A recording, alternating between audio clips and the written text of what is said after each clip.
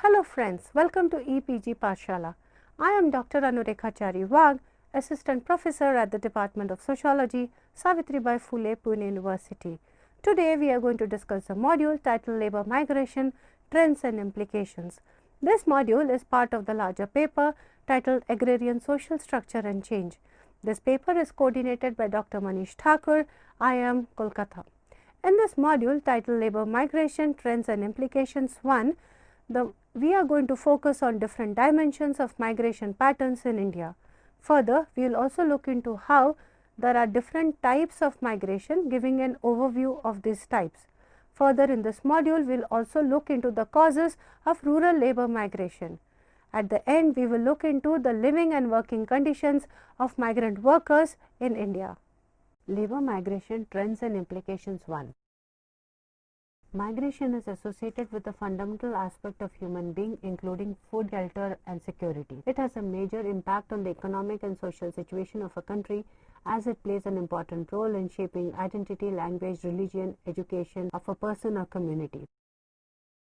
The term migration refers to the movement of a people or a person from one place to another, but such a movement is different from a casual visit and a tour. In reality, it is a survival instinct that drives humans to seek better prospects. The census of India defines migration in this way. When a person is enumerated in census at a different place than his or her place of birth, she or he is considered a migrant. It has been reported that in 2010, 3% of the world population migrated outside the country of origin. In India, marriage is the most common reason for migration among women. Women too migrate for work, though. As a rule, men mostly migrate for work. According to the census report of 2001, the total number of migrated people by the place of birth is more than 307 million, and the number of place of last residence is 314 million. Migration is of great scholarly interest to students of society and culture. There is plenty of research on the processes of migration and the causes of migration, adaptation of the migrated people to new locations and settings, and consequences of migration on people and communities concerned. It has been observed that migration has an effect on all areas of human life, including economy, marriage, household, formation, politics, religion, communication, and so on. Workers migrated send money or the goods to their families, which is known as remittances. These remittances constitute a significant proportion of the global economy and sometimes of the country's economy. The Times of India, a popular newspaper, reported on 3rd October 2013 that India received the highest amount of remittance in the world. The obvious point is that labour migration does not always respect the national boundary. People, even poor illiterate villagers, go to other countries in search of livelihood. For example, large number of Indian labourers migrate to the Gulf country for work. Punjabi workers are found in large numbers in cheese and bread making units in Italy. Some of them take on the role of farmers in countries like Canada and Australia. Besides, we have well-trained software professional and managers working in the developed world. In this module, though, we are not concerned about out-country migration that comes under separate domain of diaspora studies. In fact, scholars categorize migration into many types. In this module, we are primarily focusing on the migration of rural workers. Census of India 2001 has reported that more than 73 million rural people migrate to other urban and rural areas. The share of rural to rural migration is 53 million, is quite higher than that of rural to urban migration, 20 million. Types of migration. Migration can be classified into two types on the basis of political boundaries. Broadly, there are internal migration and international migration. Internal migration denotes movement of people or a person within boundaries of a country or a nation state. For example, if a person moves from West Bengal to Delhi, it would be internal migration. On the other hand, many people from Nepal come to India in search of jobs. This is an example of international migration as they move across national boundaries. Scholars such as David, Miller, Danaker have talked about another type of migration called transnational migration, in which people move to two or more countries but keep various kinds of ties with their homelands as create a new cultural identity. By the term of 20th century, rural to urban migration became pronounced in many countries including India. It is mainly because of availability of work in urban areas. Rural poor laborers are given legal contracts to work for a specific period of time in some distant places. They migrate to those places of work, but they do not have any intention to live there permanently. This type of migration is called wage labor migration. International migration became prominent mainly after the Second World War and again in the mid-1980s. People migrate internationally mostly because of work-related reasons. Since the last quarter of the 20th century, a substantial number of skilled young men and women have migrated to the United States, Canada, Australia, and other countries of the global north. This trend not only continues in the 21st century but has also gained momentum in the wake of globalization. But then people also migrate under duress. Natural and man-made calamities such as famine, civil war, ethnic wars, and outbreak of fatal diseases lead to displacement of people. For instance, apart from United States, Canada, and Australia, a large number of Turkish people went to Germany in the last part of 20th century. On the other hand, many Iraqi and Iranian Kurdish people have taken refuge in Turkey. When people are forced to migrate, they are called displaced people. Evidently, such displacements are primarily caused by war, natural disaster, construction of dam, colonialism. Large number of displaced persons are refugees. According to UNHCR, 51.2 million people in the world are refugees. When people are forced to migrate for a development process, the migration is called development-induced displacement. It has been reported that approximately 80 million people have been displaced since the 1950s due to the construction of dams alone. In India, construction of high dams in Narmada River has displaced almost 1.5 million people from their land. Transnational laborers move from one place to another depending upon the demand for the labor. Many women, mostly Asian women, are working abroad. Large number of Sri Lankan and Filipino women work as domestic help in the Gulf countries. Vietnamese women go to South Korea to work as nannies. The International Labour Migration Report has noted that today women represent around half of the total population of the international migrants worldwide. The migrated women workers are mainly engaged in nursing, teaching, domestic services. In cities, many migrant women work as domestic household help. They have their permanent homes in the rural areas. They send their remittances to their families back in the village. Once or twice a year, they visit home to meet their family members. This type of labor movement is termed as circular migration. In temporary or circular migration, workers move to the destination place for a limited period of time after accomplishing the work to return to their homesteads. For the last 4 decades or so, Bihari laborers have been going to the Green Revolution areas of Punjab and Haryana during the peak agricultural season. Once they complete their task there, they return home and the cycle goes on. This is known as seasonal or spontaneous migration. Regional disparities, uneven development and decline of agricultural sectors push poor people of many Asian countries in temporary migration. Scholars like Broad, Deshinkar, Akhtar, Deshinkar, Green have noted that rate of temporary migration has increased in the last 2 decades in the South, Southeast Asia and East Asia. Temporary or seasonal migration has been an alternative source of livelihood and a survival strategy for the rural poor. It has been estimated that in 1999-2001, approximately 9.3% of the rural workforce across the country undertook a seasonal migration. Such migration has significant implications for the functioning of labor markets in both rural and urban areas. In terms of temporality, scholars talk about 2 types of migration: long-term and seasonal or periodic. The former type of migration is due to a certain conjuncture of historical circumstances for which one can only point the trend and not the precise date. For example, Goans migration to East Africa in the early 20th century or Goans migration to Mumbai in the late 19th and early 20th century fall under this category. One can also refer to the long-range migrations of some of the tribal groups from the Santal Paragna Plateau to the tea gardens of Assam and those in this category. The season or periodic migration is informed by a different rhythm of temporality where people migrate at a different time with a clear purpose of returning to their places of origin sooner than later. Large number of tribal groups from Odisha migrate seasonally to work in bricklayings in the neighboring Andhra Pradesh. Likewise, some groups in Kerala seasonally migrate to Gujarat to work in shrimp farming. You should note that circular, short-term, cyclical, oscillatory, temporary, spontaneous migrations are some of the other terms used in literature. In essence, it connotes a particular form of mobility of labor based on the uneven demand for labor in agriculture.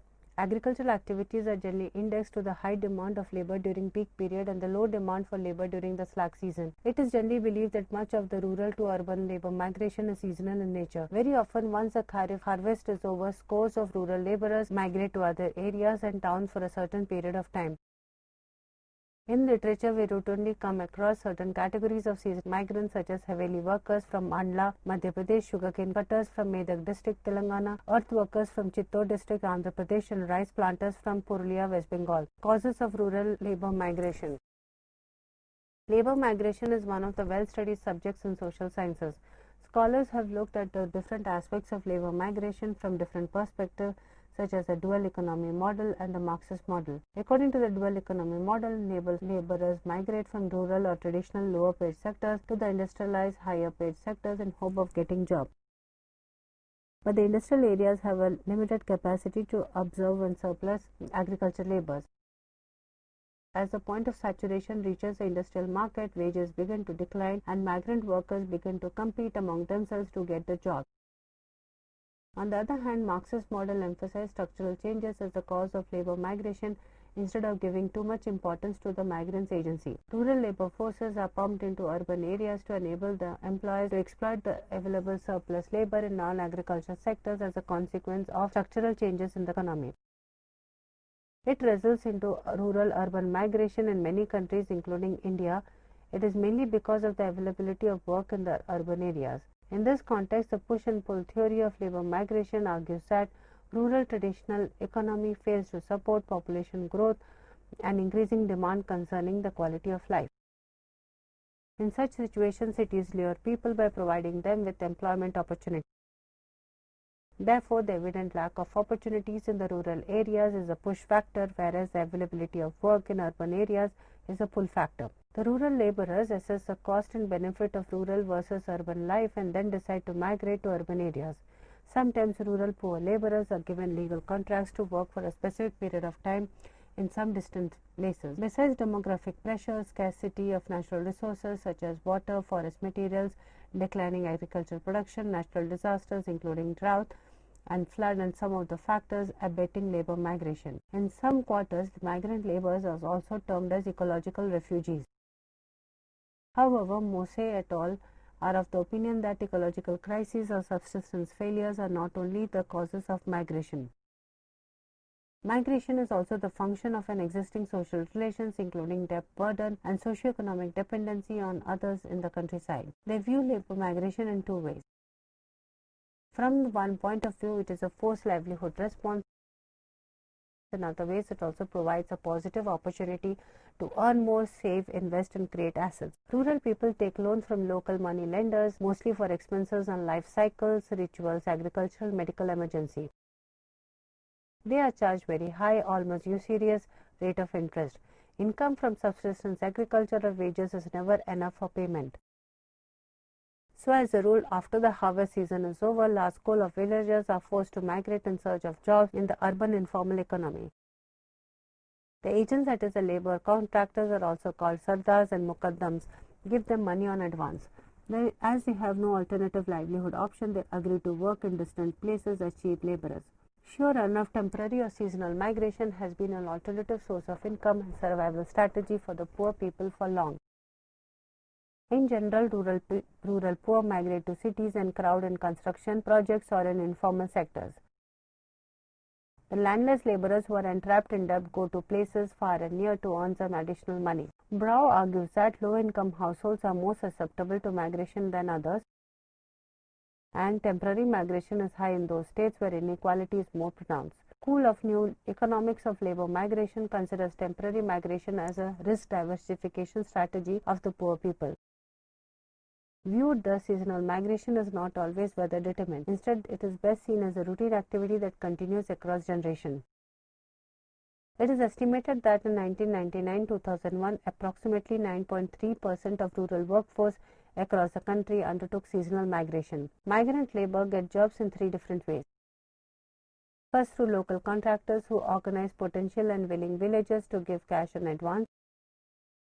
Second, people use their social networks, friends, relatives, and other support systems to get jobs during the lean agriculture season.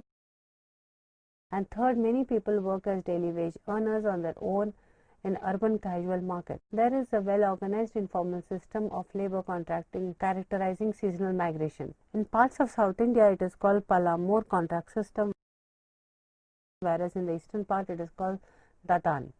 In villages, however, there are some local labor contractors. They are money lenders and they work in close connection with the money lenders. They are given commissions from bigger contractors to organize laborers.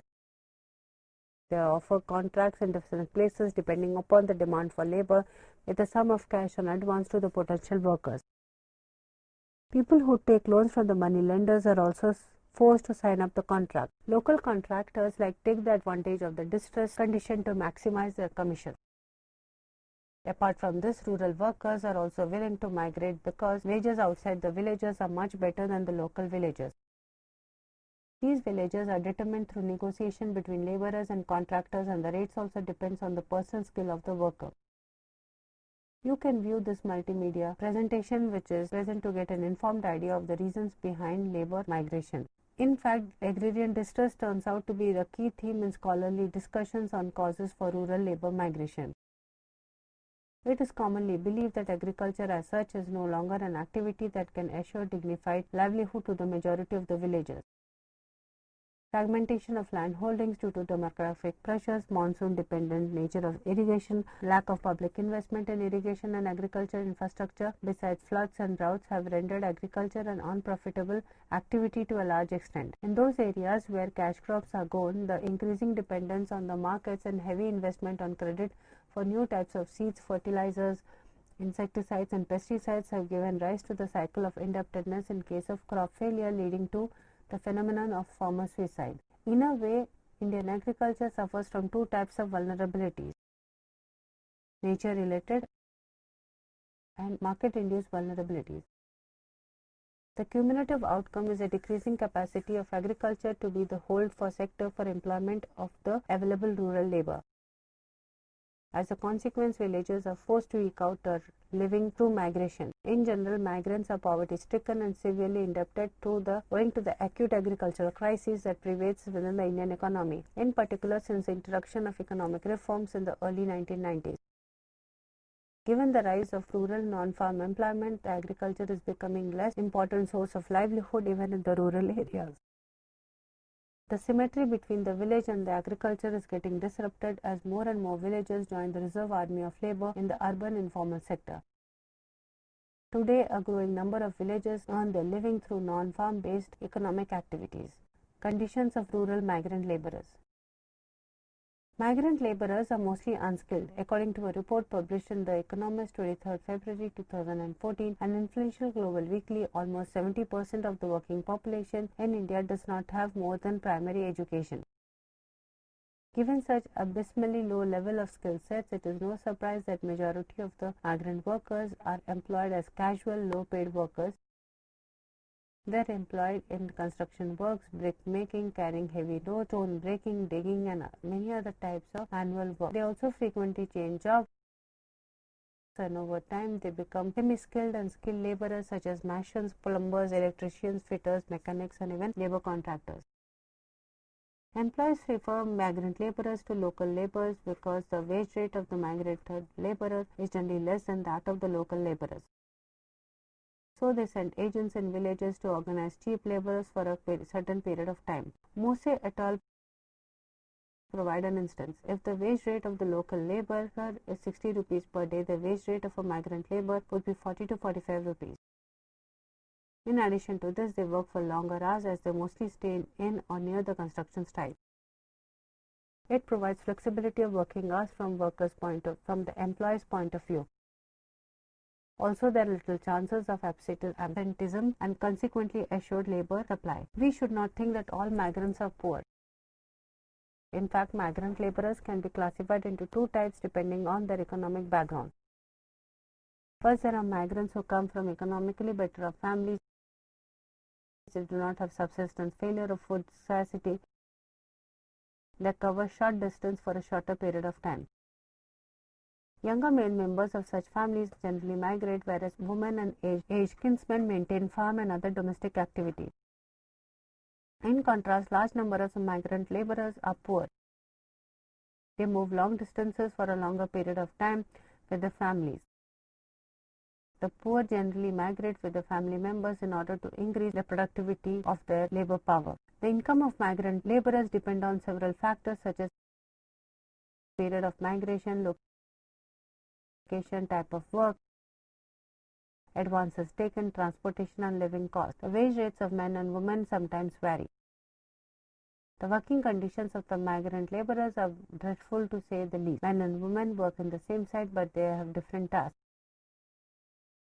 For example, men are breaking stones whereas women are carrying and transporting the stone from one place to another. These performances are closely monitored. Mose et al. Observes that in a construction site, a woman laborers are given a target to carry 400 headstones a day. They are given a token after each successful transfer of loads. If they fail to fulfill the target, the wages are reduced proportionately. They mostly stay in the work sites. The environment of these places, particularly of the quarries, lignins and factories, are not safe. They are not provided proper safety measures against risky equipment, chemicals or poisonous gases. They lead their lives on a poor diet. They largely reside in open spaces. Sometimes they get shelters in unfinished buildings, or sometimes they make temporary tents with torn plastic sheets. They lack access to some basic utilities like toilets, potable water, basic health care and education facilities for their children. As a result, most of the migrant laborers suffer from serious health hazards. Employers offer little compensation in case of harsh injury or death. Workers are rarely paid medical expenses. They have to bear the cost of medical treatment out of their meager savings, which generally put them in another spiral of indebtedness. In urban areas, firewood which they use as cooking fuel is expensive. In bivouac, there is no security for their personal belongings. If they find a safe place to stay, they agree to walk long hours for work. Many laborers bring food grains from the houses because in unknown urban areas, food may be expensive. Apart from the toilsome jobs, they face humiliation, social isolation, and unequal measure. In particular, tribal migrant workers are perceived as ill-washed, uneducated, and uncivilized. The migrant laborer continued the domestic complications and reproductive roles together with the wage labor. The women laborers suffer from pregnancy complications and miscarriages. Childcare is always a problem for the migrant families. Some migrant families bring an older child with them to look after the infant. Usually, parents face their children in the work site. The children spend a considerable period of the grown-up phase in the work site. Over the years, they become familiar with the work and begin to work with the parents. They are generally deprived of schooling. Migrant workers in the informal sectors are devoid of any sort of legal protection. It is not that the legislations do not exist. Indeed, there are legislations such as Contract Labor Regulation and Abolition Act 1970, Bonded Labor System Abolition Act of 1975, Minimum Wages Act 1948, Equal Remuneration Act for Women 1976, Construction Workers Act 1996, and Interstate Migrant Workmen Act 1979. It is also important that the government labor officers are not well aware of the difficulty of the migrant women, but they always have often a favorable disposition towards the employer. The registers of the laborers are not maintained properly. The government inspectors rarely monitor such negligence. Migrant workers who are employed in the informal sectors do not have any proper record of service. It disempowers them from seeking any legal protection in case such need arises. After all, asymmetries in power existing between employers and the migrant laborers are guarantee enough against any serious pursuit of legal redressal on part of the migrants. Be that as it may be, there is no denying that migration is an inevitable part of the modern narratives of rural agricultural labor. Looking at seasonal migration as a dynamic socio-political process of labor movement, Al-Pasha argues us to look beyond the economic determinants for a sound understanding of migration. According to her, migration also entails varieties of societal freedom, freedom from oppressive structures of joint family, village community, and the prevalent caste-based norms. Also, migrants have an agency to choose such freedoms. For her, everything about migration is not about narrative of exploitation and expropriation. It is time we wrote another narrative of freedom into it. She considers the liberating possibility of development of new license among migrants and contrasts that to the inhibiting ambience of the village. Likewise, some other scholars too view migration-induced labor circulation as a process that leads to an environment of rural cosmopolitanism, which enables people to break with the conventional spaces of work and provides them with greater detail. In the next module, that is 4.4b, we will examine some of those issues in greater detail. Next module will also give you a peep into the life and livelihoods of rural agricultural women migrants. Indeed, there is a large number of field-based studies yielding such great insight into the nature of seasonal migration. Yet it is difficult to generalize about the nature, characteristics, and dynamics of migration across states and regions. However, some migrant groups remain etched in our memory. For example, Rogoli's 1995 work tells us about the Khandeshi migrants working in sugarcane harvesting in Gujarat and about the nature of migrants' work in Rayalaseema district in Andhra Pradesh. Likewise, we know about the lives of those Nepali migrants who work in the apple orchards in Himachal Pradesh. In any case, since module 4.4b is a continuation of this module, you will find all the references used in this module there. Extensive research on migration has made certain things part of a received wisdom. For instance, we know that Bihar, Uttar Pradesh, Madhya Pradesh, West Bengal are some of the states sending highest number of migrants to other states. Likewise, destinations for the migrant workers too keep on changing depending upon many factors such as wage rates, peaceful working conditions, better law and order, pre-existing kin, and village network. For example, Bihari workers were earlier migrating to eastern parts of the country where they would call Purab, meaning whereby the states of West Bengal, Assam and northeastern states. However, in the 1970s, the Bihari laborers started migrating in droves to Punjab, Haryana, Western Uttar Pradesh. Whereas the West Bengal saw an industrial decline and lost much of its charm as an economic hub, the northeastern states turned out to be unsafe for the Biharis owing to the growing ethnic politics there. As a consequence, Bihari workers have found other destinations such as Gujarat, Daman and Diu, Kerala, Tamil Nadu more attractive in the last decade or so. In conclusion to this module titled Labour Migration Trends and Implications, we have understood that labour migration is an inevitable process of development due to various push and pull factors. We have also looked at how seasonal migration, especially in the process of labour movement. Further, we have also looked into how we need to go beyond the narratives of exploitation and experience and issues of poverty, issues of violence to focus more on the positive aspects of labour migration. The idea is to focus on how the process of migration could also lead to more freedom and more choice for many of the rural labourers in India. Thank you.